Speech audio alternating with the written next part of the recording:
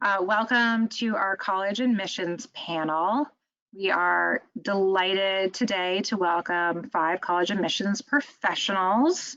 Lucky enough to have our representative, I think, from each school this year. So I'm going to introduce each of our reps to you, and then we will get started pretty much right away in the prepared questions that were emailed out. They're also in the handout section of the webinar. I'm going to do them in the order that I see them, but I understand that not everyone may see them that way. First, we have John Pepin, who is our rep from Stonehill College. Hi, John. Hello, everybody. So I'm John. Next, we have Sarah Cronin from Catholic University of America. That's in Washington, D.C. Hi, Sarah. Next, we have Evelyn Ocampo from Tufts University, our own backyard. Hi. And we have Skady Mises from Umass Lowell. Hi. And Ken Swada from Syracuse University. He's our regional rep. Hi, everyone. Okay. So I'm going to just go ahead online and have each of you just briefly introduce your institution. I guess I will go in reverse order from how I started. So Ken, would you go first? Sure. So Ken Swada, Syracuse University. And just a couple of quick highlights about Syracuse. We're a mid-sized institution, 15,000 students. We're located in the mid-sized city of Syracuse, New York, which is roughly 4.5 hours of a drive from the Boston area. And we have over 200 majors that we offer. We're big on research and study abroad. School spirit is also a big highlight for us. And we have a strong alumni network out here in the Boston area specifically. Thanks, Ken. And Skady, can you introduce Umass Lowell? Good evening, everyone. So my name is Skady Mises, admissions counselor for Umass Lowell. So Umass Lowell, one of the 4 Umasses here in Massachusetts, public research university, medium size. We have around 11,000 undergrad students, 6,000 grad students roaming our campus. So fairly large, second in terms of the largest of the Umasses. We offer 120 majors. Each of our colleges, so our university is composed of 6 colleges. Each of our colleges offers an undeclared pathway. So our students are able to kind of explore their field prior to declaring a major their sophomore year. Lots of school spirit. We are Division I in terms of athletics, so that's a huge part of who we are. Ice hockey, we don't have football, but that kind of makes up for it. So we're located right in Lowell, so about 45 minutes north of the city of Boston. So very close for our students to get in and out. Thanks, Skady. We're big in hockey at Malden Catholic, we understand. Can you introduce Tufts University to us? Hi, everyone. I'm Evelyn, Assistant Director of Admissions at Tufts. I use the she series pronouns. So just a little bit about Tufts. Tufts is a medium-sized, student-centered research university with a liberal arts focus. And we're located really close by in Medford and Somerville, as well as we have a campus in the Fenway area of Boston. So we have about 5,800 undergraduate students. So Tufts as a whole is comprised of 3 undergraduate schools. So we have the School of Arts and Sciences, the School of Engineering, and the School of Museum of Fine Arts. The walls between the 3 schools are really low. Students have access to take classes across our 3 schools once they are admitted and enter Tufts. We have over 100 different programs for students to be able to study and major in. And also student life is also an integral part of the Tufts experience. So we have over 300 different student organizations that students can get involved in. In terms of financial aid, we are need-based in terms of financial aid, and we meet 100% of demonstrated financial need for regardless of citizenship. Thanks, Evelyn. And next up, Sarah, would you please introduce Catholic? Good evening, everyone. My name is Sarah Cronin. I'm Associate Dean of Admission at Catholic University. I'm also a Regional Admission Officer, so I actually live here in New England. I live in Rhode Island, so I'm just south of you. And I usually go back and forth to campus about once every other month, although I haven't been there in a while due to COVID. Catholic University is a national research university. We are the Catholic University of the Church. We were founded by the Pope back in the late 1800s, so we're the National University of the Roman Catholic Church. We're about just under 6,000 students total on campus, about 3,300 undergrad, about 2,600 graduate students on campus. 9 different schools at the university, 9 schools specifically for undergraduate students, some focus in nursing, architecture, engineering. We are located in Washington, D.C., so yes, politics is our most popular major, but certainly 75 different undergraduate majors across those different 9 different schools. Our students are really involved in academic clubs, social clubs. Campus ministry certainly is a very big component at Catholic U, and our students are incredibly engaged in community service and social justice initiatives, and that's a big part of who our students are throughout their 4 years at Catholic U. No matter what type of major, activity, or program, they're really engaged in that community service aspect. And I look forward to sharing more about Catholic U tonight. Thanks, Sarah. And last but not least, John, can you tell us a little bit about Stonehill? Sure. Hey folks, John Pepin. I'm an associate dean over at Stonehill College, which is just about a half an hour south of Boston when there's no traffic, which we know that's just not a thing. But it's a lovely location. We're located in Easton, Massachusetts. So if you're familiar with the South Shore, we're really not too far. Small comprehensive college. So our total population is just about 2,500 students, almost all undergraduate, with just a handful of graduate programs here. We specialize in the liberal arts and sciences and also business. So we have 2 different schools, the School of Arts and Sciences and the School of Business.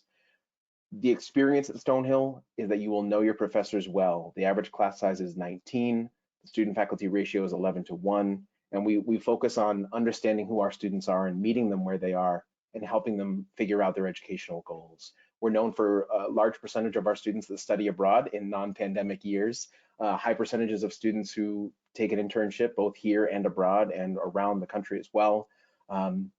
Division II in terms of athletics, so we're in that scholar athlete sort of range there. Students can get scholarships to play here. We do have hockey for men and women, and it's just a wonderful place to explore the next steps in your educational career, and I look forward to chatting with you more. Thank you all, and to our listeners, you can hear that we have colleges here from just different sizes, different places, lots of different majors. So their insights tonight are really going to help us to learn kind of what the admissions landscape is looking like right now. You'll all be happy to know that we started our first varsity girls hockey program this year. So we're pretty psyched about that. They're doing really well, I hear. So we're going to start with just sort of what are the main factors that each of you consider in the admissions application? Anyone want to volunteer to start? Sure. For us at Syracuse, we are looking at a holistic review process. You'll probably hear this term quite a bit, where we're looking at every part of your application. And for us, academic performance, the rigor of your curriculum, opinion of others through recommendations, the essay, we have a why Syracuse essay as well. So those factors are some of the ones that I'll share that we look at through Syracuse, but I'll let some other colleagues talk to. Very similarly at Tufts, we're looking for students who can do the work academically, which is majority of the applicants, right? And also students who are going to be good community members. So students who are, like for us specifically, we're looking for students who are collaborative, very civic minded, and also intellectually playful and are not afraid to take leaps in their academics. When we review an application, we're looking at all these parts, as Ken said, and you'll hear this a lot, is that holistic review, which a lot of schools do. For us at Catholic U, when we're looking at the high school transcript, we recalculate the GPA, and there are quite a few schools out there that do that as well. So I often have families who say, well, my son has or my daughter has a 4.8. Well, that doesn't quite mean much to us. So we're putting every applicant that we're reading in our office on a straight 4.0 unweighted scale. And we then assign a separate rigor score to that application. So we're looking at every applicant equally on that 4.0 scale, and then saying, okay, what's the rigor the student has? The student stepped into honors courses? Have they stepped into AP courses? So to give us a better sense of what does that 4.0 mean in context of the courses that student has taken.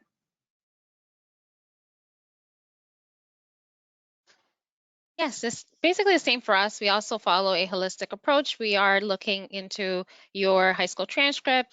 That's kind of like the first thing we look at. Secondly, followed by SAT scores and ACT scores. If they are submitted, we are a test optional institution. So we've been test optional for 5 years now. So it all depends as to whether students feel that those standardized test scores are representative of what they can do in the classroom. So we often see a student that can be valedictorian of their class, but isn't an amazing test taker, or vice versa. So it is up to the student's discretion to decide whether he or she wants to submit those test scores. And same for us, that college essay, that activity section, or your resume, if you're submitting that, is very important. We do want active members in our community, someone that, that will be part of what we stand for. So what we call citizens of the world. So students that are willing to get out of their comfort zone and take on new challenges and start new initiatives at the university. So that's kind of like the main things that we look at when reviewing an application. All right. Nothing to add to that. That was awesome. That's great. Thank you all. So the second question we're going to talk about is demonstrated interest. So just a definition for our listeners. Some colleges track the level of interest a student has for school by keeping a log of the number of times a student has contact with the college. That could be emailing with a rep, that could be coming to the college rep visit when they come to our school in the fall, that could be attending a college fair. Lots of different ways to show demonstrated interest. How important is demonstrated interest in the admissions process at your college and in maybe your competitor colleges, if you can speak to that? And how has that process changed perhaps in the pandemic? I'll start on that if y'all don't mind. With demonstrated interest matters to us to some degree, but it's never going to hold the same weight as your GPA, your strength of curriculum, and all those important academic and community fit factors.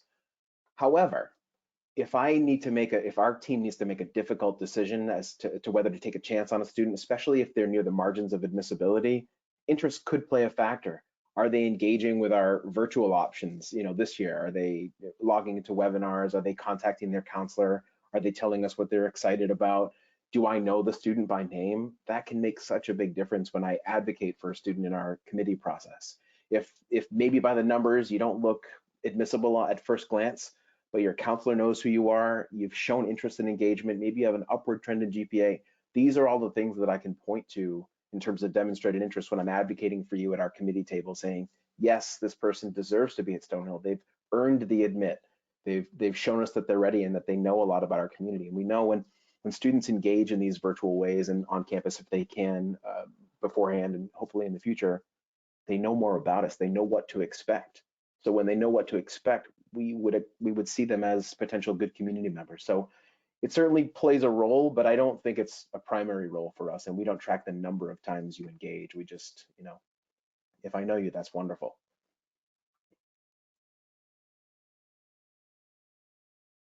Anyone else want to contribute to demonstrated interest?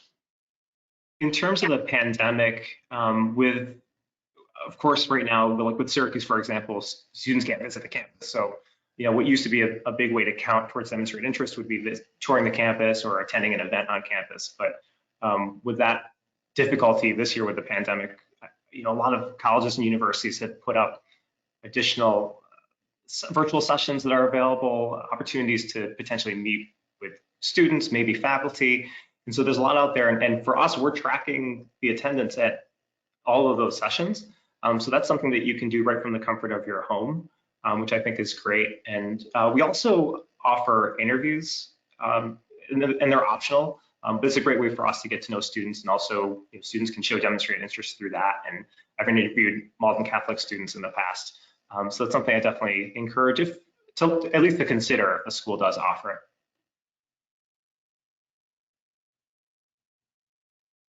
Everyone agrees. Okay, we'll carry on. Katie, you're up. Do state colleges, state schools conduct the admissions process differently than private schools? Yeah, so for us, we pretty much pretty much our foundation is what the Department of Higher Ed sets out for the standards. So we all have the flexibility to change what our standards are. So for example, I'm going to speak on the UMasses. There's 4 different institutions. We do not all follow the same process when we are evaluating applications, deadlines, in terms of being test optional, having exceptions for certain majors. We are all different in terms of that. But when I say in terms of the Department of Higher Ed, the standards that we're looking for in terms of graduation requirements and the credits that our students need to have in order for them to be admitted, we all follow the same. In terms of thinking about when I was speaking about the standardized testing, some of us, or the majority of us, follow what would be a sliding scale, but we all get to kind of tweak as to how we use that with our evaluation process. So we vary in terms of that. So there are certain differences from public versus or state colleges versus private institutions when it comes to the admissions process. But I guess that we can all agree that when it comes to the financial aid piece, we are very different. So in terms of the different kinds of aids that are available, the requirements, so for us, primarily, we only require the FAFSA. Some of the private institutions would require a CSS profile. So that's a big difference that you can find there. But overall, we pretty much, as we all discussed earlier, we follow what would be a standard admissions process. So Skady referenced a sliding scale. So just to define that, that's a grade point average and a standardized test score. And maybe the higher your grade point average, the lower your standardized test score needs to be, and vice versa. Vice versa, yep. And now a question still about testing. All of our junior students will take the ACT and the SAT in April on either side of the April break, so lucky them. We're going to talk just specifically about the SAT just because of that super scoring component to it that's a little bit more common, and we use it a little bit more. If you maybe can say more in a general sense, so if a student were to submit their scores, are you going to really look at a student's best evidence-based reading and writing? We would call that the verbal score, and best math score, no matter how many times a student takes the test. And do colleges weigh scores in more than grades? And might I say, and are you going to give preference to a student who submits those scores over one who doesn't in the pandemic? I just want to throw out, and I'm sorry to the juniors, but for some universities, and Catholic being one of them, and there's a growing number, schools have gone test blind. So for myself, for Stonehill, certainly we were test optional the last 5 years, but we know that so many students across the country are having challenges finding a test or going to a test, or health concerns didn't want to take a test. So for us, we felt for equity purposes, we figured we don't want to look at any test because we want to look at every applicant equally. So we moved it to what we call test blind, and ours is a 3-year pilot program. So last year, this current year, and so current seniors, current juniors, and current sophomores will be considered in this test blind policy, meaning we will not look at any SATs or ACTs. We will not consider them at all in the process. It's only the high school transcript and those other components, those personal points, the resume, the activities, essay, perhaps optional interview, but we are test blind. And for Tufts, we actually just moved to test optional this year, and we're going to be test optional for the next 2 years. So students are going to basically have the choice to decide whether they want to submit test scores or if they want them to be part of their application. And to be honest, now that I'm halfway through a kind of cycle of an application, while reading the application, I never actually know how many times a student has taken the SAT or the ACT because the application really only pulls that best score that a student submits. And when it comes to our review, we actually pay closer attention to the transcript because it gives us more of an insight into your progress and your growth as a student within the context of your school. So with your transcript, we're able to see how have you challenged yourself in the courses that your school offers and how did you do in those challenging courses. So grades and rigor actually give us a lot more information, and we lean more heavily on those than testing itself.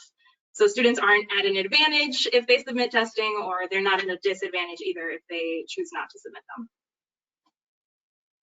And like Evelyn was saying, for us at Syracuse, kind of similar, we just went test optional this year for the first time since I've been working at Syracuse. Just announced that we'll be test optional again for next year's admissions cycle. And want to stress that no student will be at a disadvantage if you don't submit your test scores, or for scholarships for that matter as well.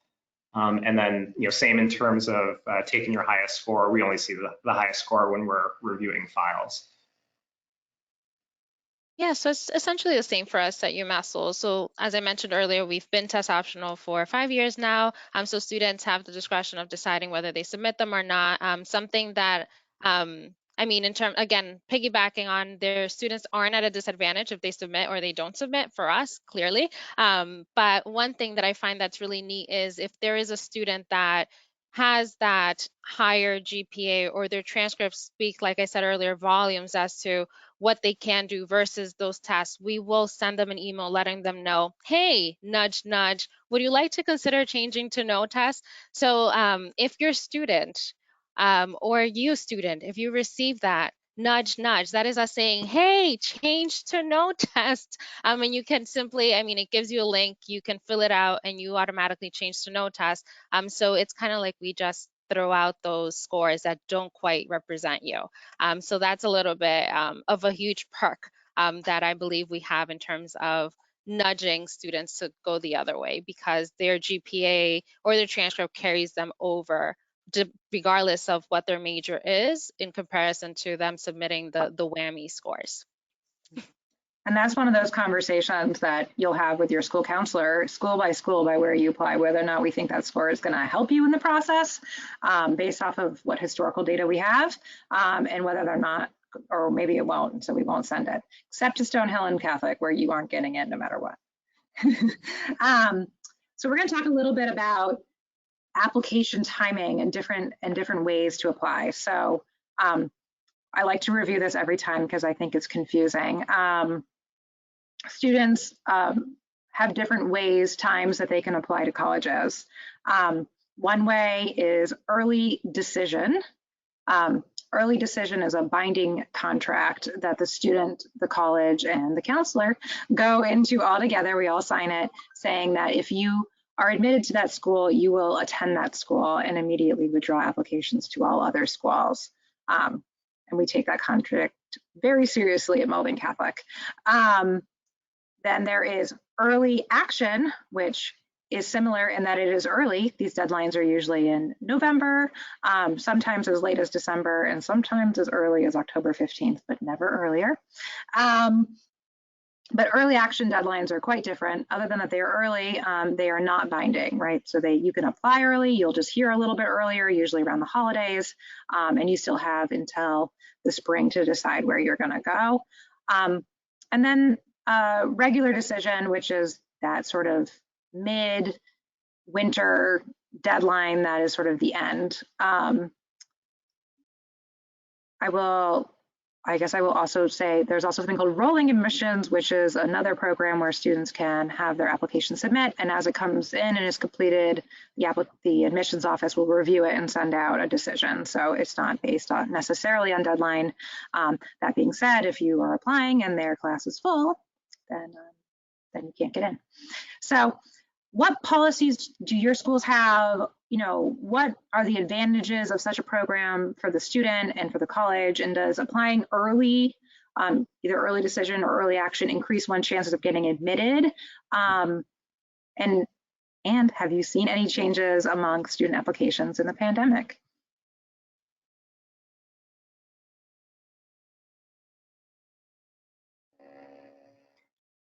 Start, Ken. Yeah, sure. One thing I'll note for us with early decision, so we have early decision at Syracuse, no early action, so it's early decision and regular. In terms of the admissibility of it, I think when I first started about 5 years ago at Syracuse, there was a bit of a gap between the percentage of admission to early decision, but I feel like just that gap has narrowed. So last year it was close to even in terms of the admission rate for both. And a side note with our policy is that when students are applying to you can apply to your top 2 choices for programs, and we might get into this in a bit, but we have 10 different schools and colleges at SU. So if you get admitted to your second choice school through early decision, it's no longer binding. So that's one thing just to note. It's a different type of policy that might not apply to other schools.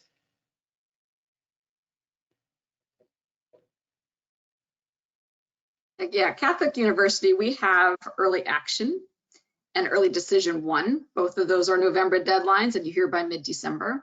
And then we have regular decision or early decision 2. So we have plethora of options. So regular early decision 2 is due in January, and we say for those, ED2 is certainly a very small pool, but for those students who come late to the party and find us, or they feel they need that full fall semester's worth of senior grades to really give them a little bit more of an edge in the process. So they may want to apply early decision 1, but they're not quite sure they'd be admissible. So they want to really knock it out of the park in senior year and apply early decision 2. So our early decision 1 or 2, both are binding. If a student is admitted at that point, early action, as Caitlin said, is not binding, regular decision as well. So, and then Caitlin may throw this out at some point, but for, I believe, every school here, May 1 is that also the national reply deadline for us. And most of, I think everyone here follows that. We've had some changes in our profession, but May 1, if you apply early or regular, it's different for early decision for us, but if you apply early or regular, you have all the way until May 1st to make that decision, consider the financial aid, visit schools virtually or in person to really figure out where is the best place for you. So, so students have plenty of time to make those final decisions until, using that May 1 national reply deadline. If I can add to that, oh, go ahead, Evan. No, Sorry. go ahead. Go ahead, John. I was going to say we're pretty similar to Catholic in that we've got ED1 and ED2, so early decision 1 and early decision 2, and early action and everything like that. But I think Sarah started that conversation of when you apply to a college, consider what they know about you at that point in time, especially if your senior year is going to be different or better or whatever. When you apply after the first semester is closed, Sarah mentioned we have those grades and they can certainly impact your GPA. And at Stonehill, we recalculate those semester grades into your GPA. So for students who are doing their best work in their senior year, that can absolutely make an impact on their admission decision and make them more admissible. So that's absolutely a factor that we're looking at. So I would recommend as you're trying to make that decision, we're not changing the criteria that we're looking for, but your criteria individually may change this year. So if you're a steady student and your GPA is not going to change all that much and your challenge level, we know all those things, early might be a great option for you because you're done with your process a little earlier and you have more time to make your decision. But if you really want that GPA to make an impact, regular decision or early action 2 or early decision 2, they could prove more favorable because we're looking at the same standards. And for Tufts, we are very similar to Syracuse in the fact that we have early decision 1, early decision 2, and then regular decision as well. Yeah, so for us, we have early action 1, and then we have, or just early action, and then we have regular decision in a traditional academic year. This year, due to pandemic, we added a second early action cycle. So we had early action 1, early action 2. So early action 1 traditionally happens in November. This year, early action 2 took place for January 5th being the deadline, and regular decision just happened last week, which was February 5th. This year, we added that second early action cycle, and we also went rolling admissions. So we are still reviewing applications for students after that regular decision deadline. Traditionally, like I said, we have an early action and then we have regular decision. For our students that are applying for nursing, nursing is the only program that is required to apply for that early action deadline. Everything else you can apply early or later, but again, similar to my colleagues here, early action 1, traditionally it's the students that are closer to what our averages are. So those students apply early. We are, as you all may know, STEM engineering is our bread and butter here. So a lot of those majors students apply earlier for because it's very competitive for them to get into them. But other than that, I mean, you can still apply regular decision for engineering, computer science, and any of the majors that I mentioned. So that's kind of what our deadlines look like here.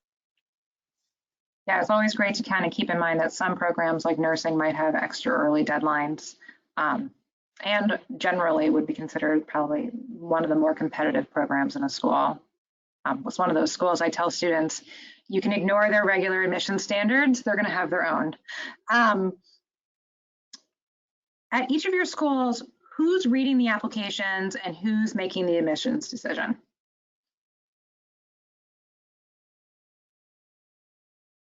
Evelyn, will you start? Sure. So at Tufts, we actually use a holistic committee-based evaluation. So there are always multiple like sets of eyes on an application. So since I read for Malden, I would always be part of the admissions committee for your application. So like for us, it goes through a number of different rounds in terms of committee-based evaluation, but basically everyone in the committee would read the entire application, and then we kind of get together and we talk about what we saw and go make a decision from that conversation. We have multiple levels of review. So we have our initial readers, and then it goes on to a second level. And then from there, there's a committee. So your application will go through multiple sets of eyes through our process. Ours is the same, territory-based first read. So whoever is the counselor for the school reads that application first, recommends a decision, goes to a second reader, who either confirms that decision or disagrees, and then it'll go to a committee where everybody in the office gets a chance to review your app with your reader as your advocate.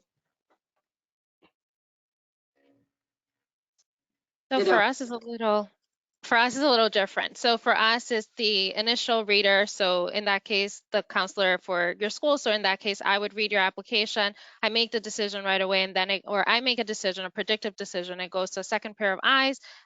There sometimes is that midpoint where it does go to holistic committee. So that's where I would plead my case and advocate for a student who isn't quite meeting the standards. So I go and I let them know who you are and convince and persuade my colleagues that we should move on forward with the admission. I love that you're all using the word advocate, because I'm always telling students, like, they want to let you in. They want to let you in. They can't always, but they want to let you in. So in your opinion, and I think I have to kind of tailor this question to the common, to the era that we're in, which is what are the best things a student should do when they're visiting a college campus or when they're doing their college research about your school? And what are some smart questions that families could ask? Any tips for getting the feel of a college from the comfort of one's couch? Yeah, I think this is such a difficult time to be, doing this process, and with campuses and the inability to see them in person. Again, I would try to take advantage of the many options that colleges and universities have come out with virtual settings. Like for us, I would push our students to check out our student-led panel, for example, that's held every Monday night at 8 o'clock, just to get a sense of what students have to say about the university. And also, like in terms of asking tough questions, you can do that during those sessions through the Q&A function or by emailing us, anybody in our office. But some of the questions I would ask would include, one is just like things you would change about the school. So I would love to hear from students to ask me like what I would change about the university. And also outcomes, how Syracuse students fare after their 4 years at the university. What are they doing now? Like what jobs are they in? What internships that they held? Because that's going to be, it's easy to kind of look at the experiences that you'll have during your 4 years, but what's going to happen after that time is going to be crucial to you as well. Honestly, kind of to piggyback off of that, I think current students are like one of the biggest and best resources that are available to you, because they can really give you perspective on like what their experiences are like, what have the supports that they have seen, like how have they navigated the college space, specifically whatever college you're like looking into. So many colleges actually keep a list of like volunteers that they have for their office, or like current students that they can connect you with. So don't be afraid to reach out and like ask to be connected with a current student, because I think like that is something that offices have that as a resource, and like they want to connect you for you to get the most authentic and real perspective. I recommend to students or parents, take notes. You put it in your phone, or as things are so very different now, you may have 5 different opportunities in 1 week to visit 10 different schools, which you would have never done, or you could potentially do that on an in-person whirlwind tour. But with virtual opportunities, you could visit 50 schools in 1 week.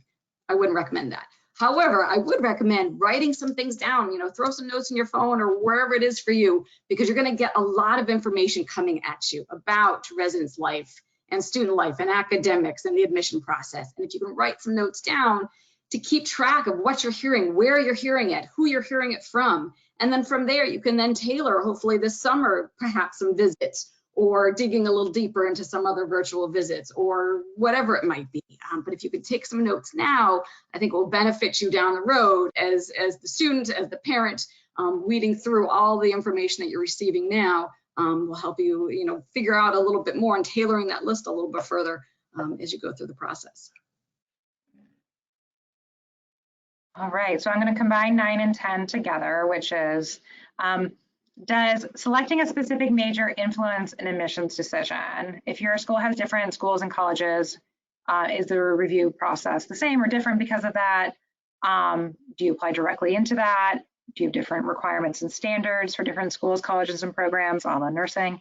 And if you have a student who's applying undecided, is that viewed unfavorably? I actually just had this conversation with a student today.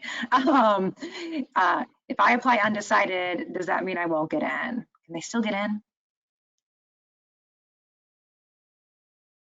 For us, as you point out, Caitlin, nursing is our most competitive program. So as I mentioned earlier, we have 9 schools at the university, actually 12 schools, 9 for undergraduate. And we look at the exact same thing for almost every applicant, except nursing is its own process because it's a specific, we only have room for so many students. Nursing, obviously, we're looking for the strengths in the math and the sciences. To our School of Engineering, we are going to look closer to do you have physics? Have you taken pre-calculus or calculus versus stats? So we will look at those options. For Catholic University, and again, every school does this very differently, but for us, it is very easy to move between schools and colleges, between the schools at our university, except nursing. So you could apply exploratory in our School of Arts and Sciences, and we will look at the same standards on your high school transcript, and then eventually you could decide, well, I want to move to the School of Engineering, and you can do that. Or you could apply exploratory in the School of Engineering. But if you do that, we're then going to be looking a little closer at your math grades, your science grades, those types of things. Or the School of Business, we're going to look a little closer at your math grades. I was actually just reading an application yesterday, young woman who was applying to the School of Nursing. She has no science class in her senior year. So, please think about it. I know as a high school junior, it's hard to think, do I really know I want to be a nurse down the road? There's so many things. I still don't know what I want to be when I grow up at times, but I think it's important to think about how, the strengths you do have, and with those strengths, how may that play into a potential major down the road, potential academic interest, and how those interests evolve into courses in high school that may then, impede or not impede on your admission process down the road. Similar to Catholic, at Syracuse, we have 10 different schools and colleges. Students are applying into and selecting their top choice program. They can also list their backup choice as well. You can absolutely apply undecided into SU and you can be admitted undecided. That's absolutely fine.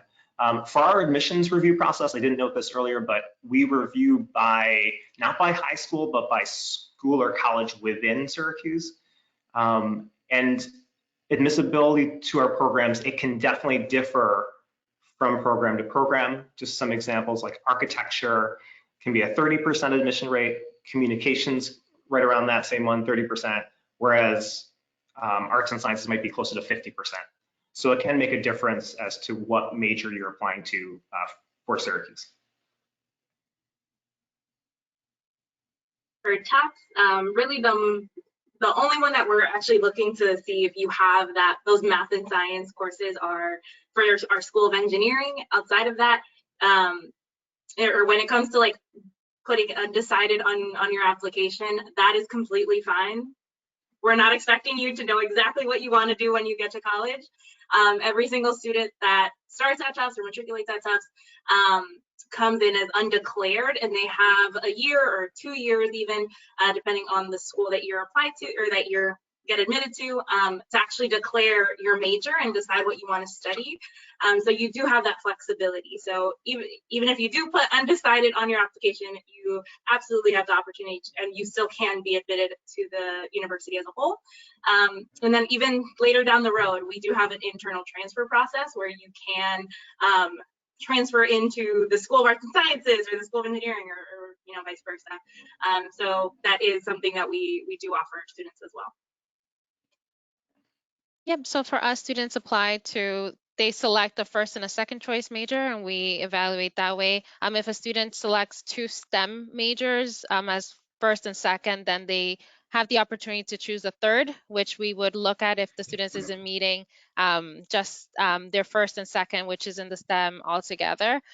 Students are allowed to apply undeclared. As I mentioned earlier, we have undeclared pathways for every single one of our colleges. And again, as my colleagues mentioned, it's very easy for students to transfer from one college to the next, change their major. Actually, 60% of our students change their major from the time that they enroll to the time that they graduate. One of our tour guides has changed her major 6 times already, and she will be graduating on time. So there's hope. You certainly can do it. We don't expect you to know exactly what you're going to do when you apply. The only major that you cannot transfer into, as my colleagues have mentioned, for a lot of these colleges similar, is nursing. It's very sequential, so you can't change your major into any of those. We only look what we look at for math and science would be for engineering, sciences, and nursing. Those are the 3 majors that we look at those specific science and math courses closely at. What's interesting is that you're hearing 5 different universities give 5 different answers, because this is such an in-depth question to ask in your process. How does your admission process work? How does you know, what are my chances as a potential physics major, whatever it might be? At Stonehill, we admit you to the college. So we admit students, hopefully hoping that they're prepared for any one of our programs. But like everybody else here in this webinar, we're paying attention to the curricular choices you make and the path you're choosing. So if you are choosing that one of our 4 physics programs and you haven't taken a science last year or this year, doesn't make sense to us. We want to know why. We want to hear from you. We might be able to get you up to speed if you meet all of our admission criteria and you look like a good academic fit for Stonehill. We'll get you into a pre-calc section. It'll be hard, but you can do it.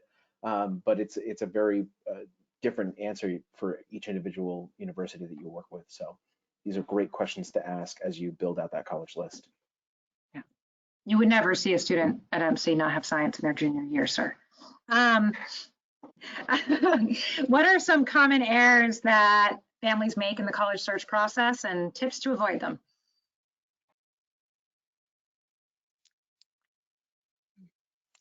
Deadlines and not paying attention to them.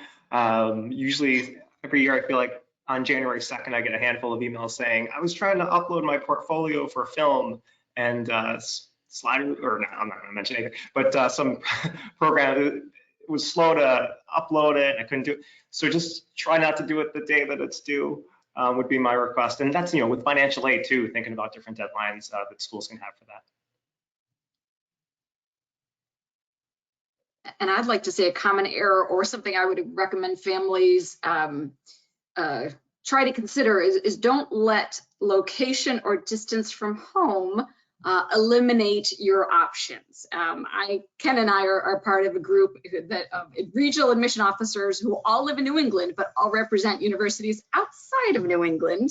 And there are, you know, schools all over the country. There's wonderful schools right in your backyard, absolutely. But don't discount the options that are out that are available to you, you know, across the country. And there are some great opportunities to explore. Same thing, and don't discount, you know, don't let price also eliminate. Certainly financial aid cost is going to be a significant factor down the road, but don't let that be the first factor you consider when you begin to look at colleges, because there are many wonderful schools. There's a lot of funding in terms of merit scholarships, financial aid, outside scholarships, all those things. So certainly will be a conversation in the process, but don't let it be the only part of the conversation. Since you both have mentioned financial aid, I will ask, does applying for financial aid count against you in the admissions process? No, you're just gonna shake your head. The answer is no. It can There we only go. help you. It can only help you. Yes. Always apply for financial aid. Apply early. Apply by the deadlines. Tell us you're interested. All those things. If you have All right, unique so circumstances with financial yeah. aid, appeal for more. Talk to your financial aid counselor. Sorry. Yeah, no, absolutely. We are, we're lucky at Malden Catholic.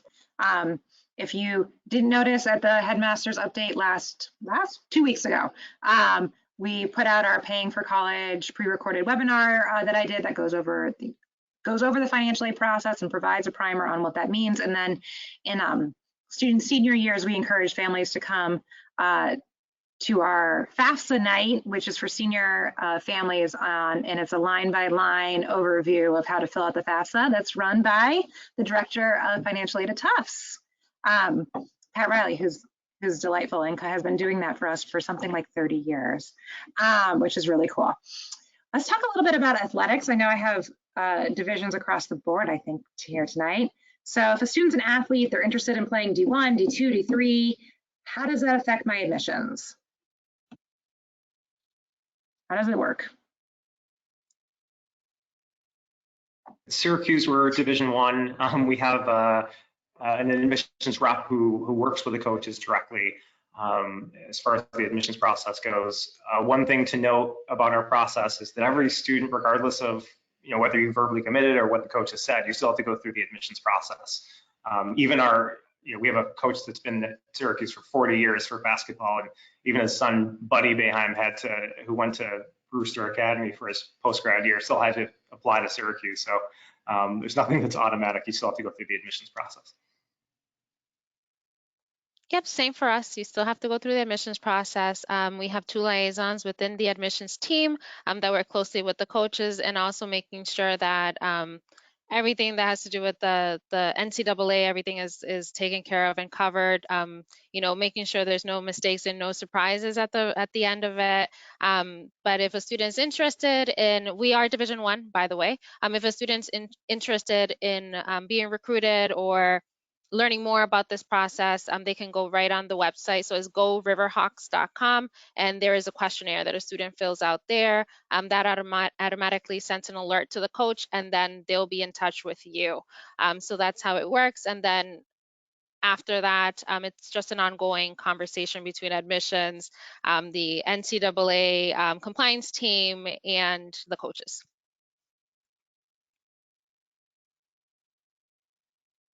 All right, we'll carry on. No, go ahead. Go ahead. No, go ahead.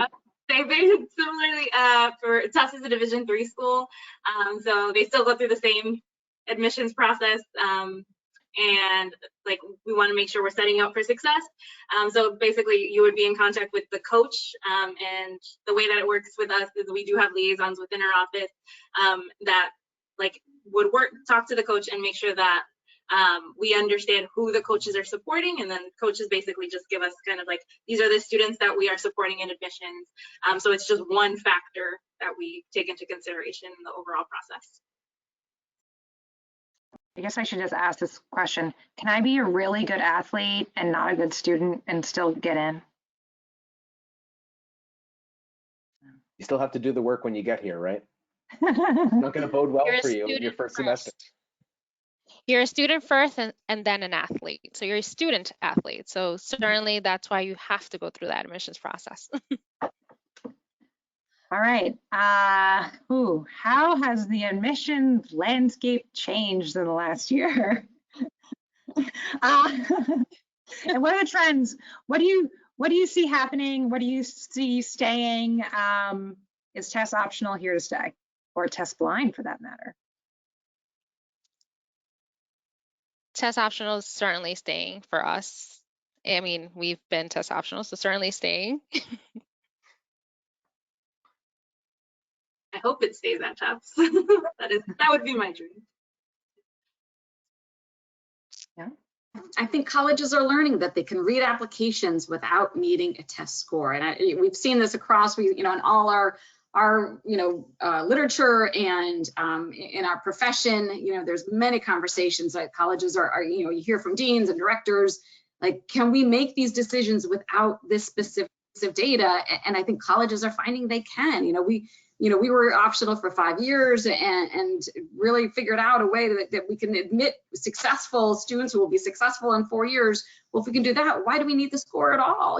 Is there those other important pieces that will inform us who will be a successful student, who will be a great roommate, who will be a contributing member of the college, the university community, and we've all said that is there are so many other components to a student's application besides merely a test score that I think more and more colleges will find, and I'd love to say I can predict the future, but we're going to find that these tests are not the they're so old, they've been around a long time, but yet the evolution of admission has to catch up.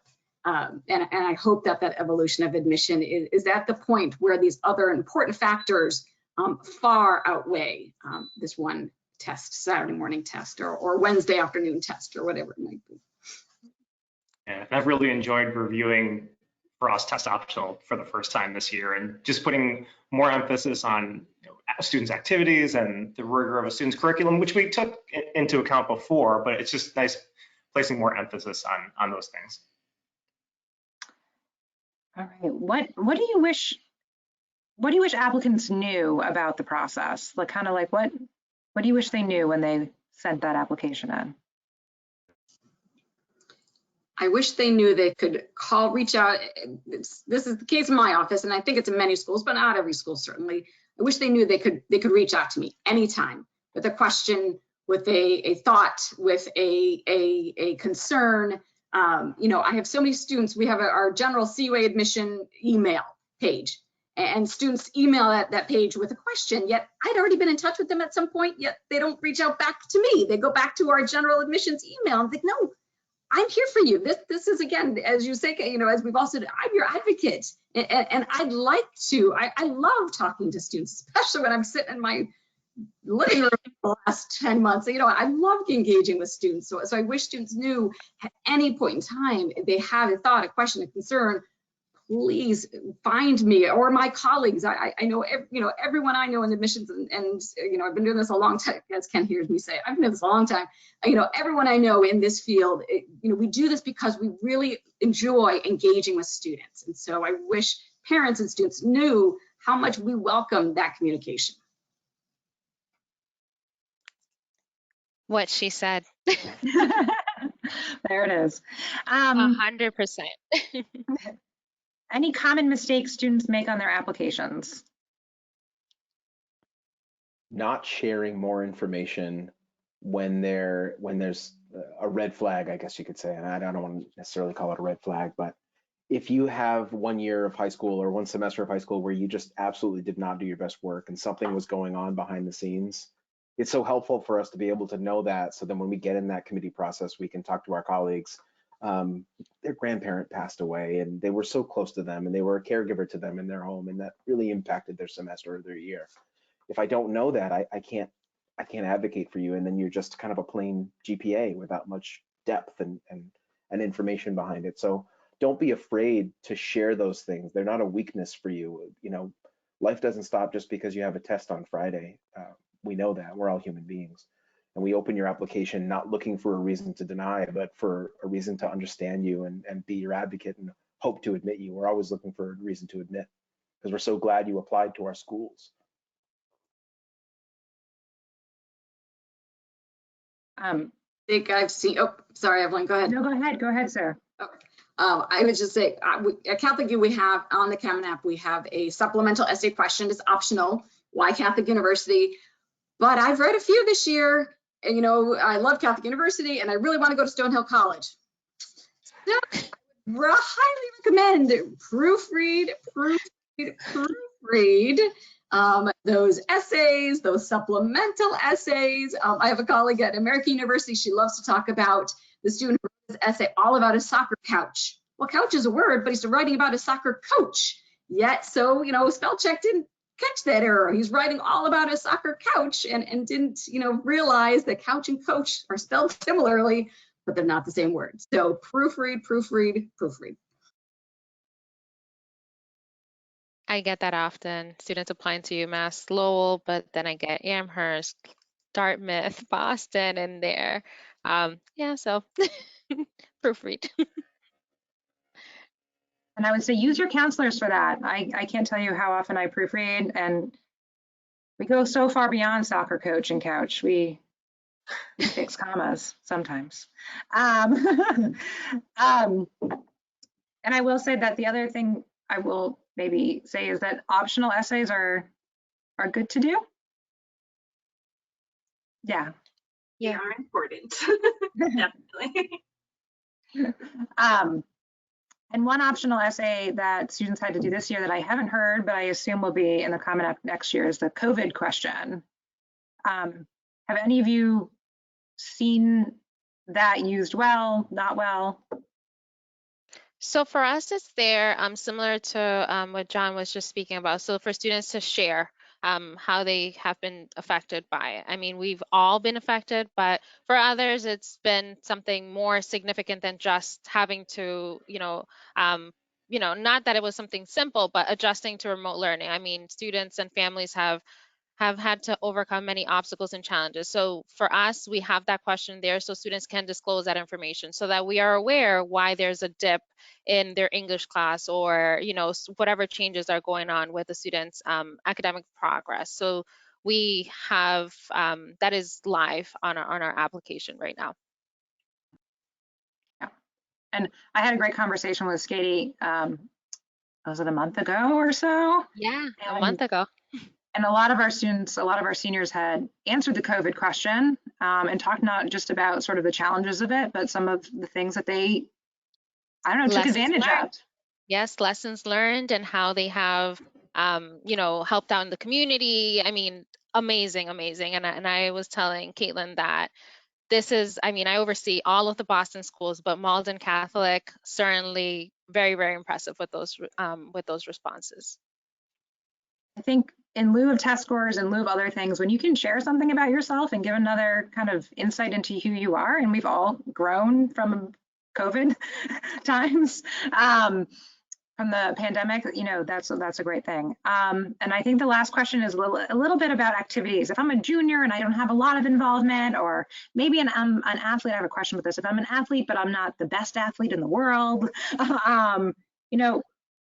what advice would you give me if I don't have a lot of involvement, or maybe I'm not the best at everything? Maybe I'm not the best one.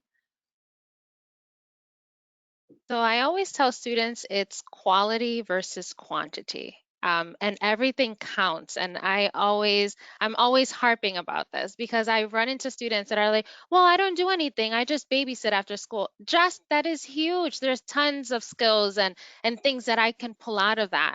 So, if you babysit, if you have a part-time job, whatever that you do that is outside of the classroom, it counts. So, again, quality versus quantity. If you have a student that has 500 different activities, but they've only, spent 15 minutes with one, and then, they really didn't gain anything from that, I'd rather have a student that has one or two activities and they are very passionate about that. They can speak volumes about what they've learned and the impact that has had in their life.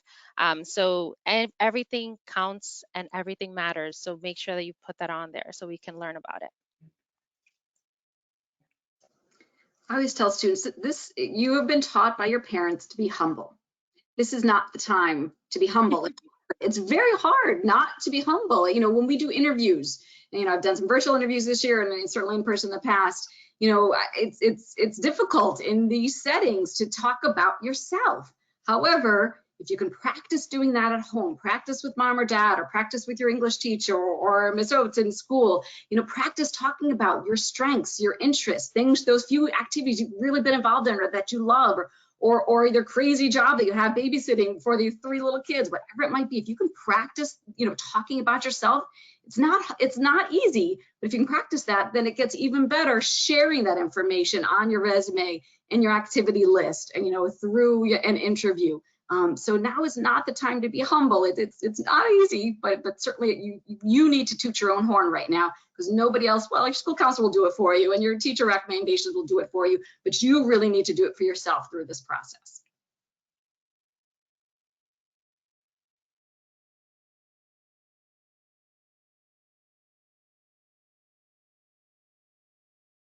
Are you muted, Caitlin?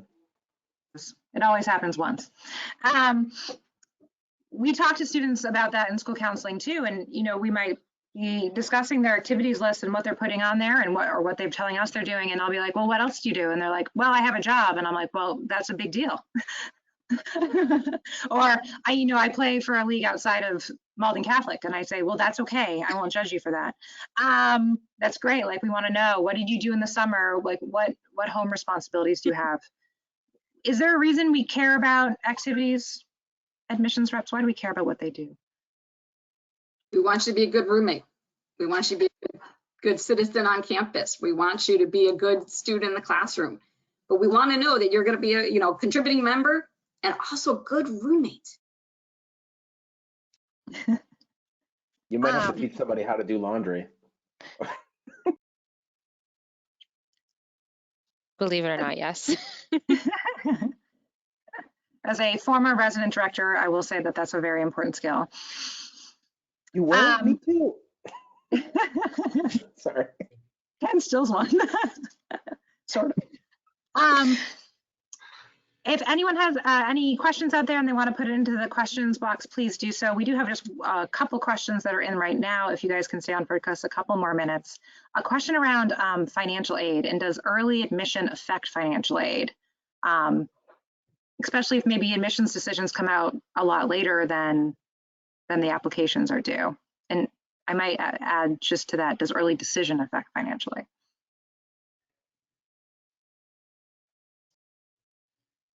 For us, applying early may affect when you hear, it will affect when you hear financial, the information about financial aid, but it won't affect the amount of financial aid, whether it's merit scholarships, need-based aid, kinds of things. So if you apply early, you'll hear admission decision early, you'll hear your financial aid information early. As opposed to applying regular, you'll hear the information regular. But it doesn't affect the amount at which you merit scholarships, those kinds of things. Great. This is a question specifically about nursing. So my nursing programs come forward. It says, if you're not as good at math, can you still apply for nursing? I think the question is what kind of level of math and grades are you looking for a nursing student?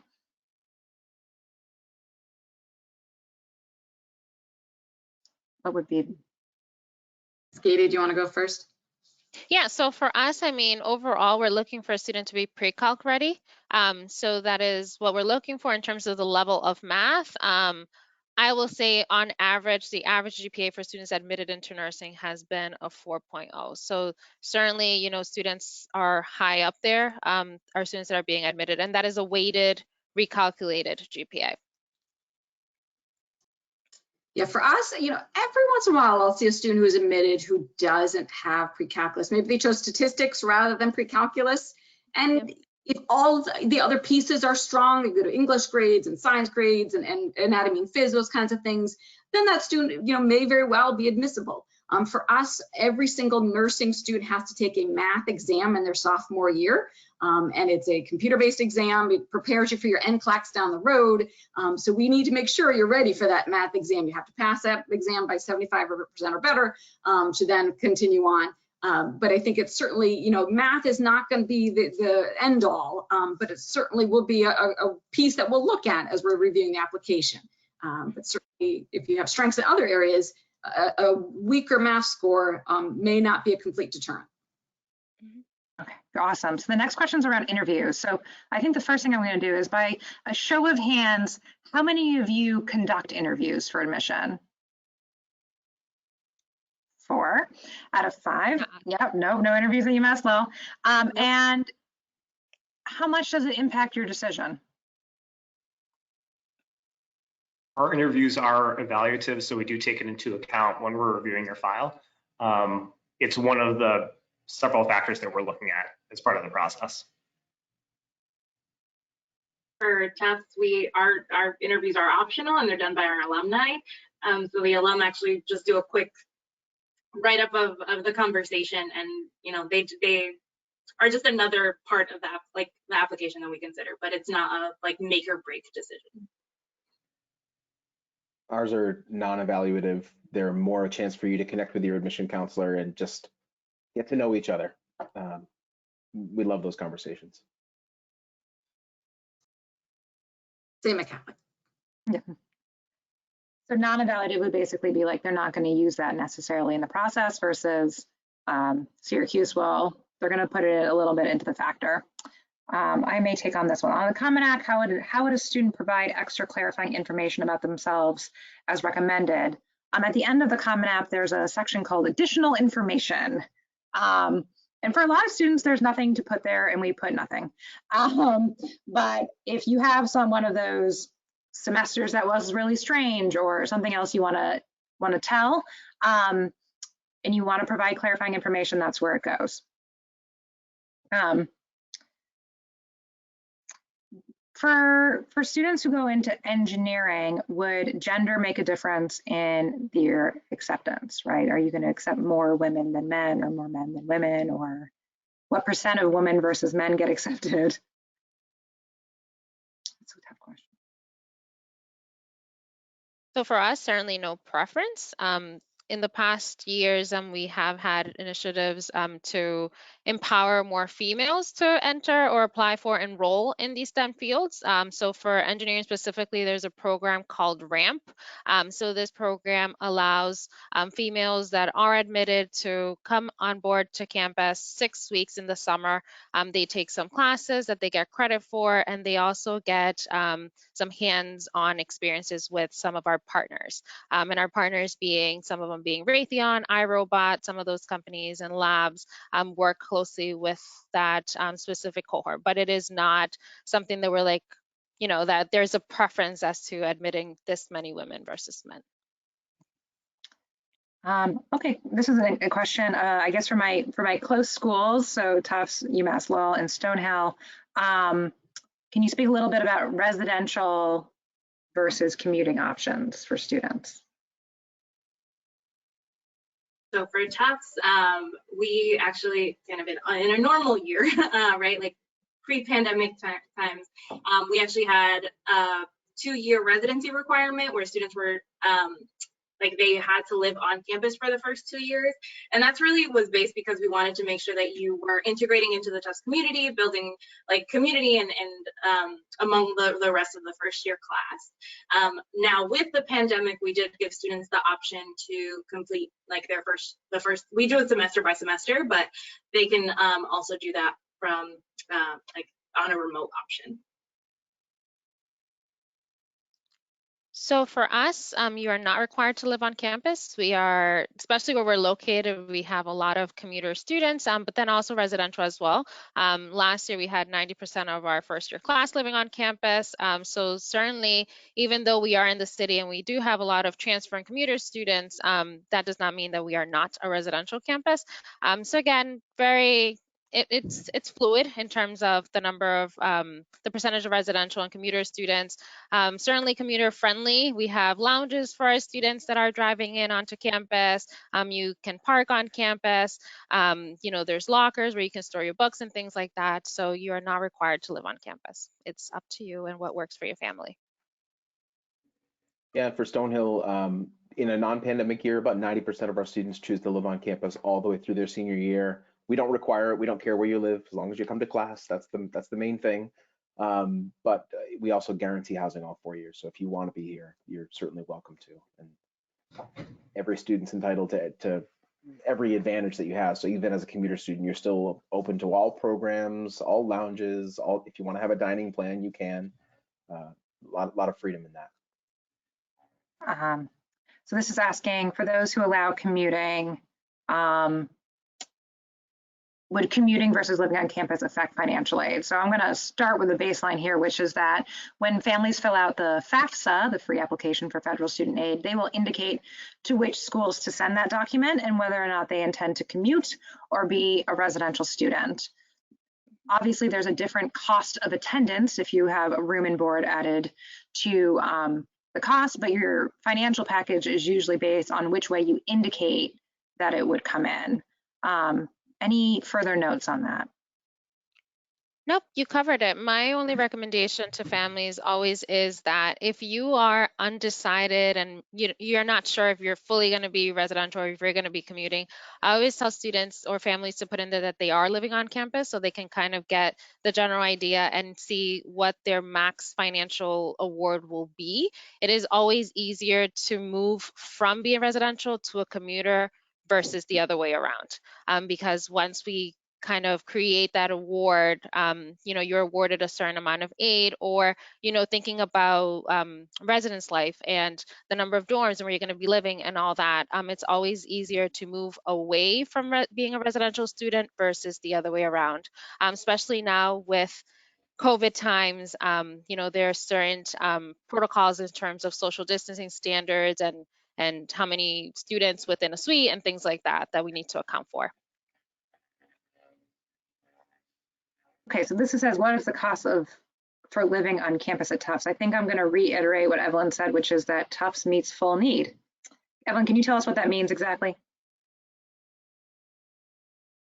So basically what that means is we take the total cost of attendance for Tufts. That includes your books, your meals, your housing, your tuition. We take all of that into consideration, and that's what makes up the total cost of attendance. We subtract what we think you can reasonably afford to pay for Tufts, and then we build you a financial aid package to cover the rest.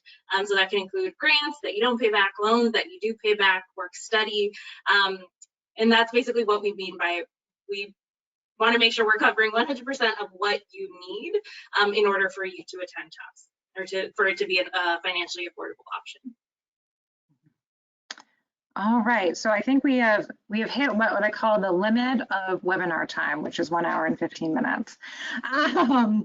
It's slightly more than 1 hour, but really, I think that's the limit. So I want to thank you all for coming, giving us your insight and your expertise, your candid replies to some, I think, sometimes a little bit tough questions about this process. We so appreciate you spending your evening with us. We know that you're very busy reading applications. So thanks to all of you, John, Sarah, Ken, Skady, Evelyn, thank you so much for your time. We can't thank you enough as a school community for coming and for talking to our very first co-divisional class. All right. Yeah, thank you, Malden Catholic. Have a good one. Bye.